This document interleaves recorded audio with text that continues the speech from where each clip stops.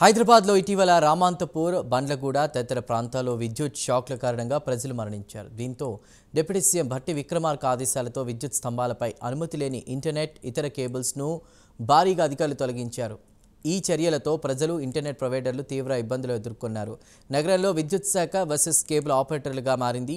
వైర్ల తొలగింపు ఆపకపోతే ఆందోళనకు దిగుతామని కేబుల్ ఆపరేటర్లు స్పష్టం చేశారు.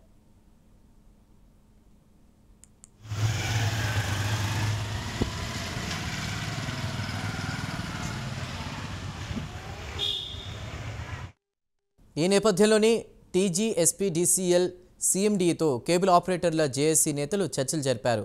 టీజీఎస్పీడీసీఎల్ సీఎండీతో కేబుల్ ఆపరేటర్ల చర్చలు సఫలమయ్యాయి. ఎట్టకేలకు కేబుల్, ఇంటర్నెట్ వైర్లను కట్ చేయొద్దనే డిమాండ్కు ప్రభుత్వం సానుకూలంగా స్పందించిందని ఈ సమావేశంపై TG internet provider president Satish Babu తెలిపారు. రన్నింగ్లో ఉన్న కేబుల్, ఇంటర్నెట్ వైర్లను ఒకే బంచింగ్ విధానంలోకి తీసుకురావాలని చెప్పినట్లు వెల్లడించారు.